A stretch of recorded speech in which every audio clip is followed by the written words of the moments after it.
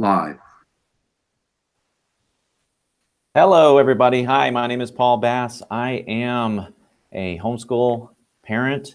My children have taken Carol's courses, but I'm also a student of Professor Carol, and I've had the joy and the pleasure of working with her and her husband Hank for a few years now, and I continue to be excited about the different products that they bring out for not just for homeschoolers, but to bring us closer to the arts and history. And today we're talking about cultivating beauty. And Professor Carol, Yes, you're on. Thank you. I am on. I'm looking down at my notes, which, sometimes I don't even use, but I like to know where they are. Well, welcome back, everyone. If you were here for our first session, which I directed more at the K through first, second, third, even PK, I was starting really right at the beginning of something that is going to cross all types of music, which is the 5 elements of music. Generally, the way we begin any kind of a college theory class, high school theory class, even smaller, younger theory class, because these are the elements that cross into virtually any kind of music in the world, other cultures as well as our Western culture. And they are, to remind you, melody. And of course, that style can vary from country to country, culture to culture, time, depending on the popular styles of the time. So melody. Harmony, the kinds of chords that we talked through quite a bit in the first session. Then rhythm or pulse, which of course has many, many applications. We start talking about more sophisticated uses of it. And we ended the session talking a little bit about how some configurations of pulse or meter or rhythm lend themselves to different kinds of patterns. And we can do a lot more with that in the future as well. Then we have 2 terms that you may not be used to using as much as melody, harmony, and rhythm. And that would be texture, that idea of the musical lines coming together, which we explored thinking about choral music and orchestral music, where all the different instruments have their own individual lines. And also simple things like singing around, like Row, Row, Row Your Boat or Frere Jacques, that's an experiment with texture that we almost all do as little ones. And then we stop doing it. We could keep exploring that in our ears and do many, many more sophisticated versions of it, but we all tend to get shut down musically when we're little. And let me say the last element, and then I'll return to that point. That last element was timbre, the quality of sound created by the science of acoustics, the physics of musical sound, the physics of any sound. So I even talked about things I like, such as bells, and we had different kind of bells. I didn't show you that one last time. I showed you this one. And I had other bells. I had an old school bell from probably late 19th century. And so again, sound, whether it's a 2-year-old, 4-year-old banging on the table, on the pots, on the furniture, listening, we don't want to encourage too much banging. But the fact is, they're not just wanting to hit something. They are interested, especially when they're little, in the sound that comes out. So again, melody, harmony, rhythm, texture or thickness or thinness of the voices that are the melodies that you're hearing, and timbre, Timbre, using the French term. It sounds like as if it's spelled differently because that's French for you, right? Oh boy, French spelling, but Timbre, timbre. Okay, so those were those elements that are basic, and then I spoke a little bit about form, and of course the fact that some music has words or texts, or lyrics, as we tend to say, words, lyrics, text. So those are 2 added ingredients that can be there. Form is repetition and contrast. And as we develop this series on cultivating beauty, I'll be talking more and more about form.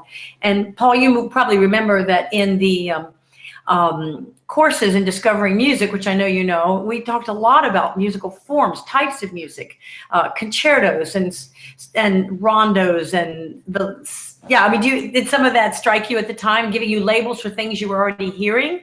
Oh, absolutely. Absolutely. Gives us a tremendous perspective, and it takes us further. Thank you for doing that. Yeah, well, and our ears hear repetition and contrast. We hear repetition and contrast, and the more vivid the composer makes it, the more clear the form. I use the example of, I did Blessed Assurance, where you have the verse, and then you have the refrain. That is, of course, a 2-part form that we're very familiar with in hymns, and we'll do more with this. Now, moving along, though, I don't want to spend all the time reviewing because I want to take it a little further. Basically, what we do as our kids get older is we take the things that they've experimented with and had joyful encounters with, sound and all the discoveries and the discovery of their own voices, and we want to move it into a more, you could say, age appropriate, more sophisticated, more engaging, inviting, alluring, challenging, whatever you like to use, something that keeps their attention. Because at a certain point, and I'm going to probably come back to this on another day more than I might today, but at a certain point, they don't want to just do. Oh, you'd be amazed what you can do with something like this in terms of creating tunes, even a turkey baster. That's for another day too. Just trying to intrigue you with some things that can come up. But at any rate, we got to get beyond that for our 7, 8, 9, 10, 11-year-olds. You know, they're not going to do that all day long. They might tolerate it in their younger siblings, but that's it. They might secretly inside want to play more with sound, but they need more. Okay, so what we tend to do, and it is very common to do it. It has all kinds, there's quite a few resources with which to do it at times. We tend to move into what we sometimes call composer studies. And here's what I want to say about that. I love biography. I love to read biography. I think adults are particularly drawn to biography, especially well-written ones or ones about people we're interested in or periods of time we're interested in. And there's a lot that can be learned and gained by biography. But biography alone doesn't get you very close to music. It can illuminate, it can add, it can support. But the general thing with biography at these ages, especially when they're not able to take on truly probing biographies, which they can do later in high school and as young adults and as older adults, what you want to do really is pinpoint what is useful in biography. And I would really like to go back to that idea of pinpointing something that gets you directly to the music, because what very often happens, and it's still valuable, don't get me wrong on this, but we tend to get very involved in the biographies of composers. And by the way, a lot of them are not things we want to spend too much time on. Artists' lives can be a mess. If you haven't noticed that, I mean, it's not always the prettiest story. That's a different talk. But we look for things that we think give us a picture, help us get a picture for our children about biography, so that they come away knowing from birth to death what that composer did. But sometimes we do that at the expense of hearing, learning, and exploring music. And this is the idea of pinpoint. I'll give you an example in a minute. The thing is with music, kids hear it, they remember it, they sing it inside, they sing it outside. They recognize it if it's on the radio or when they hear it in a film score or on a commercial. Those things are real to their ear, but we're cultivating that ear. Let me stop and say this, and those of you know me know I'm always going off on little rabbit trails, but let me say this.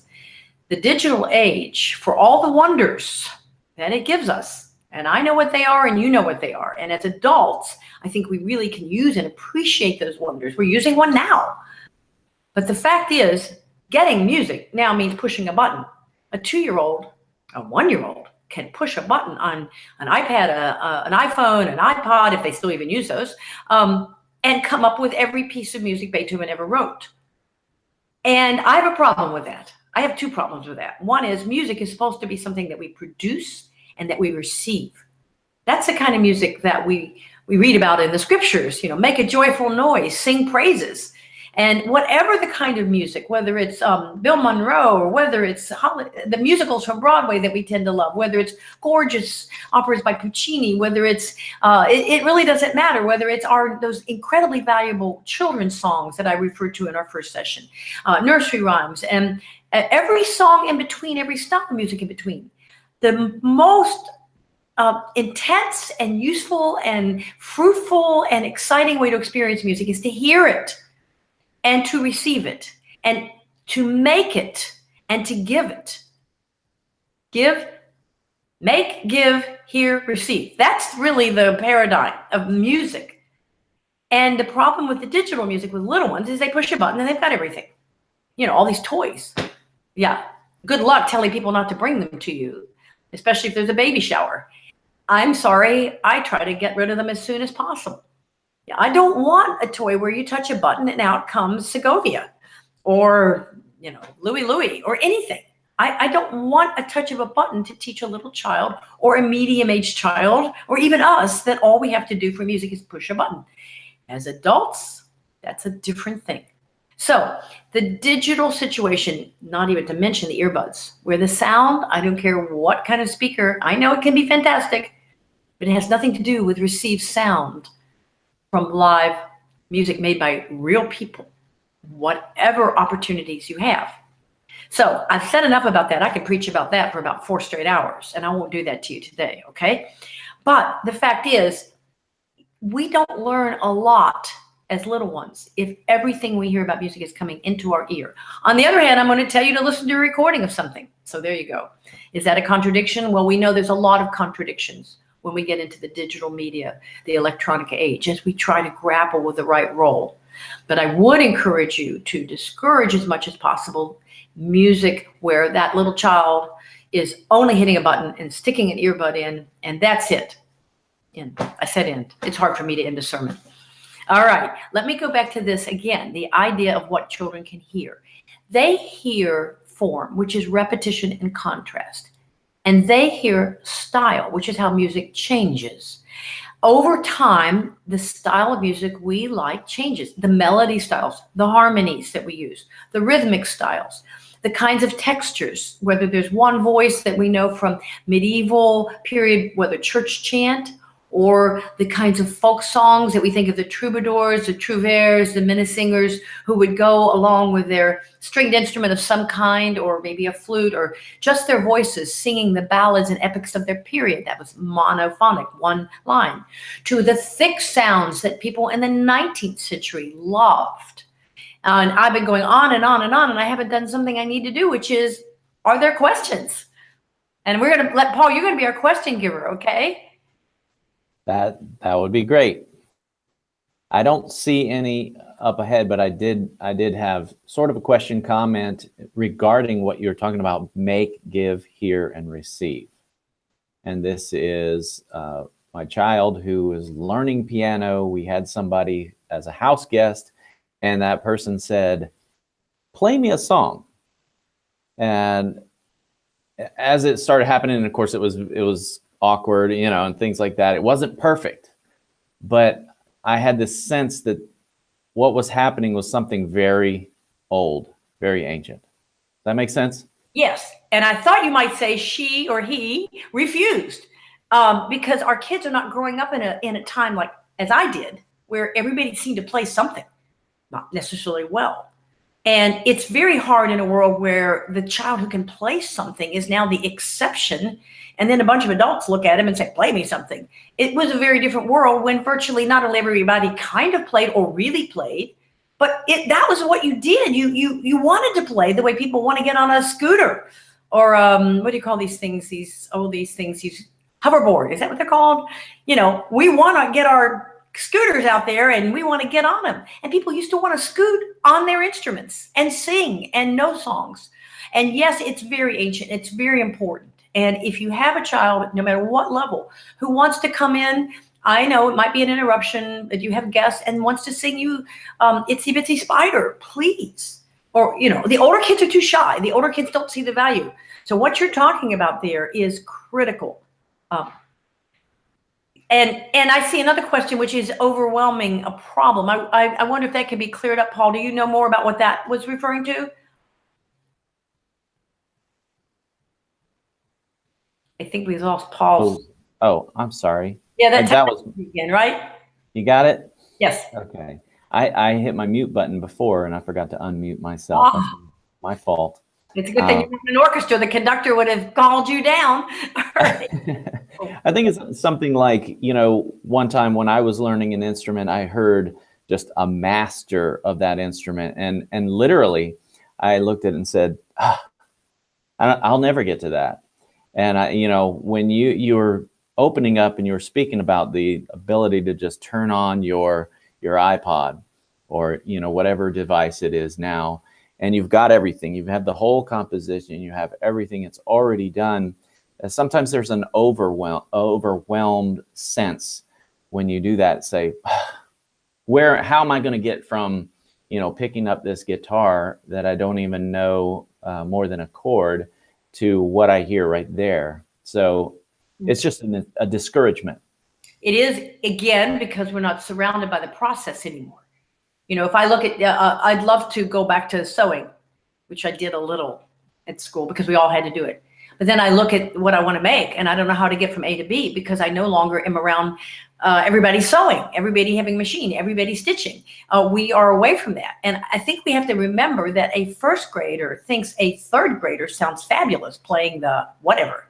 And when the kids were around, one of the great things about the old days of doing the recitals, even if you didn't stay with piano 1 or 2 years, you might have been in 8, but you heard the 9-year-old and the 10-year-old who played better than you, but they were only 9 and 10. They weren't Horowitz and Paderewski, or Lang Lang. So you weren't as overwhelmed. And I think there was a lot of wisdom in the way teachers would present music. And you kind of all remember being maybe what grade? 3rd grade, and looking at the 7th graders.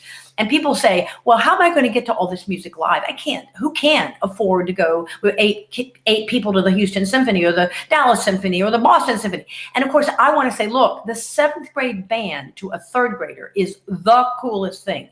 Now, you and I may not want to hear the 7th grade band all the time, but when you're 3rd grade and when you're 7th grade, the high school seniors are fabulous. And that's really what I want to encourage people to do. Take advantage of these resources they may charge something or donation, or it's usually going to be free.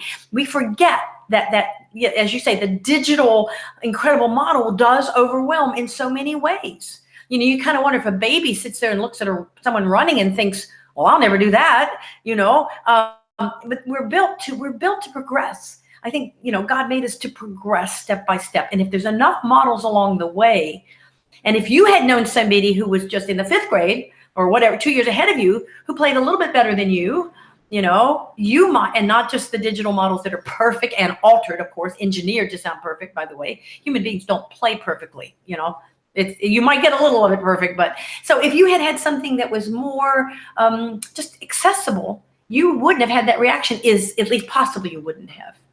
And so you say, well, how do you learn all this repertoire if you're not going to present the real thing? You present the real thing, but you want steps. And I'm going to actually go back to this idea of the composer study now, and maybe some of this will weave together. I always try to weave things together. Whether we get it together is another issue. But it's overwhelming. A biography is interesting, but it's also overwhelming. If you do Mozart's biography, even though he lived a short life, boy, what a packed life. Whereas if you take one thing, for example, I'll give this as an example. I mean, you could say he was a superb proud prodigy. There are lots of child prodigies at any point in time. Yes, his profile was pretty high, but he was by no means the only one. And I think that's important. If you don't believe that, get on YouTube, technology, and look up child prodigy from all over the world and prepare to be amazed. So this phenomenon of a fantastic prodigy is one of the things that we humans sometimes do. But let's crank forward in his life where he was interested in technology of his day. What technology?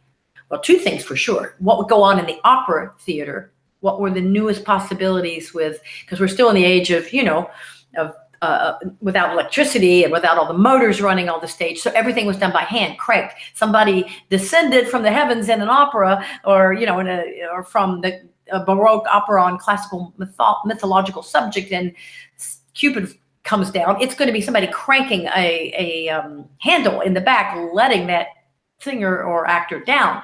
So he was interested in the improvement of all these technologies that would make these stage performances more, special effects, we call them today, except we do it differently today. Of course, he was interested in theaters and acoustics and how big the orchestra pit was and the budgets and all those things. Those are biographical factors we sometimes don't teach, but he was interested in instruments, the technology of instruments, which is evolving really through almost all time. Now it's, with the exception of electrifying and digitalizing them, we're pretty static right now with most of our instruments, okay?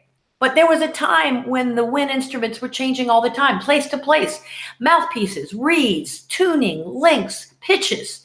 And Mozart was interested in the clarinet, which was evolving out of an instrument that we too, that you see in museums, and some people still pull them out, refurbish them, or actually reconstruct them and perform the repertoire that was performed. It's called the basset clarinet and the basset horn, like a basset, like a dog, a basset hound, if you will, B-A-S-S-E. I think it's T-T. I should know that. But basset clarinet, and the coming out of an instrument that was popular in the Baroque, the basset horn, 18th century especially.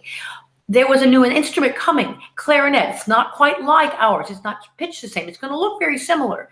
But he had a friend who was just, crazy about that. And for him, he wrote, therefore, clarinet pieces. He wrote for the clarinet. He incorporated it in some of his stage work. He wrote chamber music because he had someone he knew who was very good on this evolving and suddenly ear-catching instrument. Now we can go a little bit later and we can get to Haydn. And a lot of people, of course, love to do stuff. And Haydn has a fascinating career and an international career. And that's one of the most interesting things about him is that he had an Italian audience, a German audience, and an English audience. That's pretty international for late 18th century. But Haydn had a friend, Anton Weidingen, who was interested in the things that were evolving with the trumpet. Now you go back to Bach's time, and trumpets could play just specific notes, what we call harmonics, acoustics, overtone series, something you can get in with your older students. They can look at the overtone series and see which pitches. Find a trumpet player, find a trombone player, find a brass player who uses a mouthpiece, a brass mouthpiece. And what you'll do is you'll find out that mouthpiece can come off. And those people who are good at this, or even not so good, can make all these pitches. You don't need the instrument. It won't sound the same. It sounds buzzing. They're buzzing their lips. But they can play the pieces, just the notes in those pieces, because those are the natural sort of sounds that come off of a sound wave of a fundamental pitch. Overtones. There's not time now to lay it all out, and you need to look at graphics a little bit. It's fascinating. If your kids love science, I don't want to play an instrument. Fine. Learn about acoustics. Figure out what's going on in the instruments. Okay, that can usually work. But at any rate, what was beginning to happen is people were beginning to put valves or keys, and this had already started. It's not the first time, but people are beginning to experiment with holes in the bore of the instrument, the way we have holes in recorders. And then, of course, we cover them with flutes, and then the flutes go from being like this to be going like that, and all of this. In other words, all the technology, when we talk about our great composers, Mozart, Haydn, Beethoven, the technology of instruments was just expanding so quickly. So Haydn and his friend worked together on a lot of things. And basically what would happen is exactly what would happen today when you went to somebody and said, hey, have you seen this new website platform? Hey, have you tried this? Hey, have you seen my iPhone that now does this? I mean, people get excited about technology, and they got excited about the instruments. So now it's going to be possible to play notes, not just the octave and the fifth and the fourth, and certain intervals that come naturally out of a fundamental pitch, which is why when you take trumpets or fanfares, you get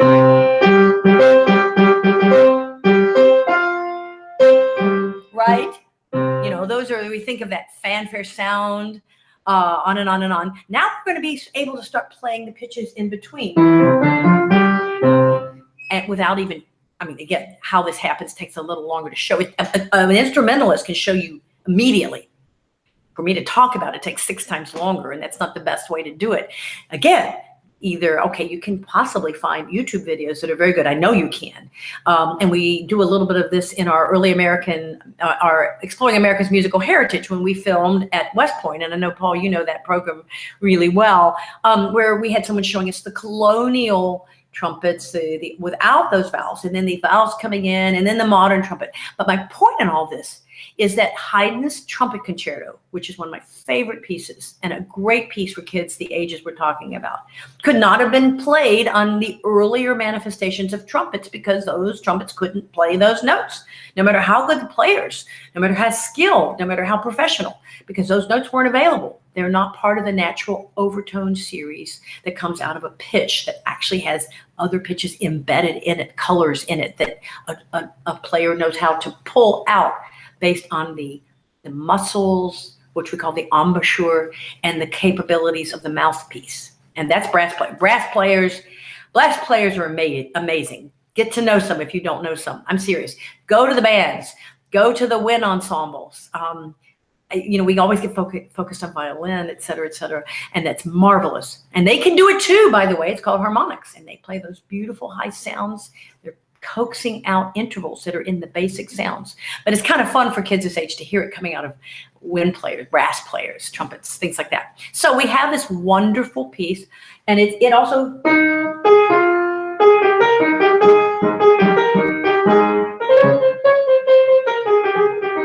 I'm in the wrong key. Boy, no trumpet player would play it in that key. I can't actually remember which key it's in. I should know that. One should always know everything, right? But the point is, great melody, and it keeps recurring and recurring and recurring. It's brilliant. And by the way, if I can add another thing in there, our Friday performance picks, which now we're up to about 160 of them, and they're free on our website. They come out every week. We pick a piece, an interesting piece, an unusual piece, a piece played by kids, some of those prodigies sometimes, youth orchestras, very interesting venues, played in a meadow somewhere where it's beautiful, all kinds of different things, all styles. Our very first one was this concerto, the Haydn Trumpet Concerto, if I'm not mistaken. And you can go back to that. It's all on our website, or just find a recording of it. But the marvelous thing about a piece like that is you hear that melody. I'll find out later today what key it's supposed to be in.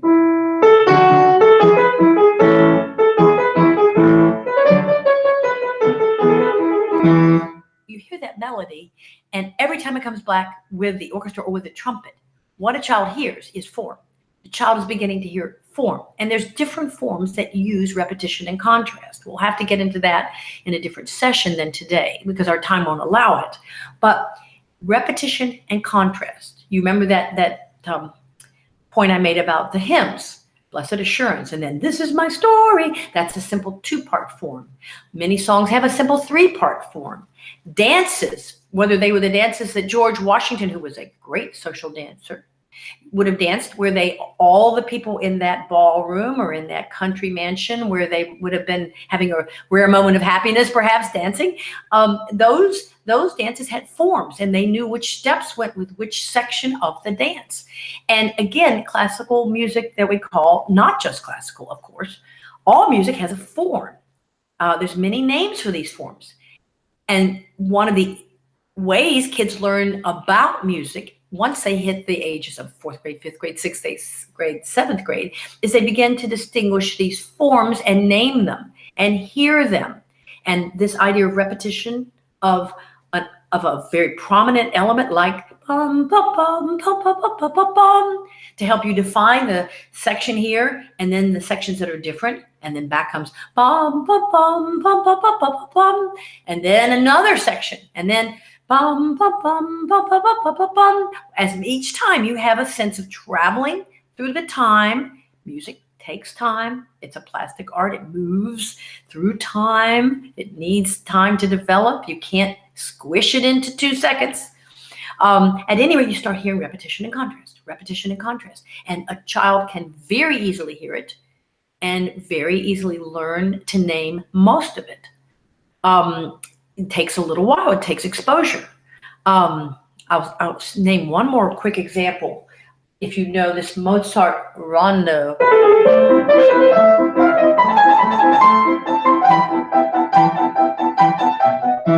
And some of you have heard that. I mean, rondo form, repetition, contrast, repetition, contrast.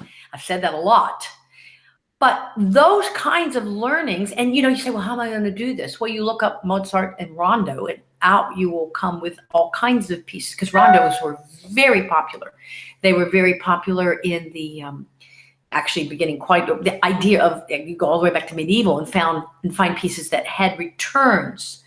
Ritornello could also be called, if you use a different language version of it. It's the French rondo or Italian rondo. Rondo's spelled differently in French. Ritornello, return. So all of this is out there. Composers, remember, they have 5 elements. They have melody, harmony. They have rhythm. They have the voices that they use of the instruments or human voices. And they have the idea of the different sound qualities, the trumpet versus the clarinet versus the flute versus the oboe versus the violin and the viola versus my voice versus your voice. And then they have form. And truly, I found it astonishing one day. I mean, long, long ago, when I really realized that all music had form. John Lennon, yes. Paul McCartney, sorry, yesterday, all my troubles seem so far away. Remember? I can't believe I'm doing this. Boy, wouldn't you have liked to have written that piece? But you know what? There's a form to that song. There's a form, and song form, and that tends to be returning many songs over time, A, B, A, and many other variations on that. So I've talked about a lot of things, that is for certain, from this to talking about rondo form and development of instruments in the 18th century. I mean, that's a lot of different things. But the fact is, our kids are interested in learning. They tend to find in those many different things, they'll find something they're interested in. The instrument development. How do you make a trumpet anyway in 1796 when Haydn was writing his, somewhat late in his life. He lived quite a long life. Yes, years to go, but he was writing the creation. He was mature and famous, But how did somebody make a trumpet in those days? How did they make it in box time? How did they make it 100 years earlier? How do they make it now? That may be what interests your child. And you can learn, again, the technology can help us here. Great to go visit an instrument factory. Not everybody can do that. Great to go to the junior high school or the 5th grade band or the high school band is sometimes, hey, those kids want to be cool, right? And you get the right kid. Show people how they put these things together. Show them what goes on. Show them how a valve works. Show them what happens if they don't use the valves. This is the kind of thing that kids latch onto. And it makes them, ready, appreciate the music. They won't be overwhelmed by that kind of thing because it's pinpointed. They won't have an entire biography to deal with because something like a composer having a friend who's working with a newly evolving, technologically cutting-edge instrument and therefore writing for that instrument, and boy, that happens over and over and over. That's not overwhelming. You can go deep into that. You can harvest a lot of music repertoire pieces, you might say, or songs, if you like to say that. You can build around that, and you can build around it as age appropriate, whether you're talking about a 5th grader or an 8th grader. You can send your kids in that age out to go find out, to ask the questions. We'll come back to that in another session, because learning to ask questions about an art form is a big important thing as well. So my hope is that all of these different topics I've been throwing out at you today, they are going to be topics that give you a pinpoint and something you can take. And truly, even if you don't like these, come up with something else. It's just like anything else we do. We find one thing that speaks to us, and then we build on it. And eventually we have a body that helps us to appreciate that thing. What do you think, Paul? Did I hit enough topics?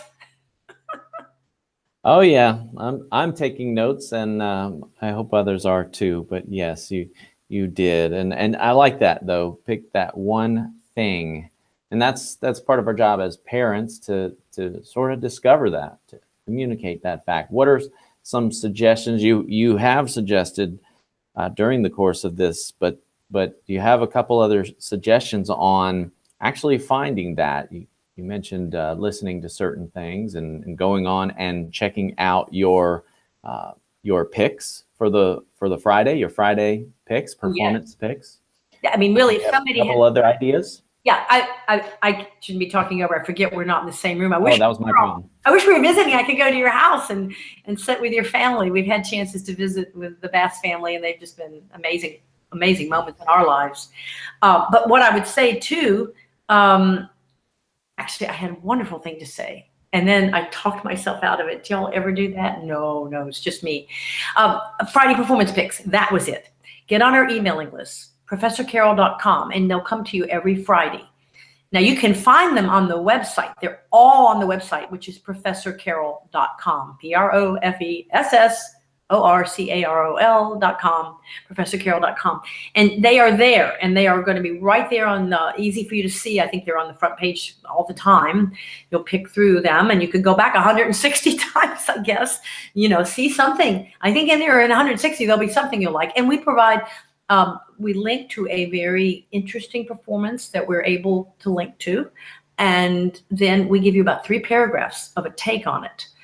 basic information, maybe a couple of questions about it. Maybe it's not set up for like, here, question one. It's not like that, but just something that might catch your attention, your child's attention. And even if all you do is go back through and pick 10 of those, you've got a lot of music to work with. And I think as a parent, or hey, assign that. Here's 160 of these. That's overwhelming. Go back and find me 3 you think are cool. Okay, here's 30 of these. Go back and see. Because the kids like to find their own stuff at this age. They don't really want you to show it to them. Is that right, Paul?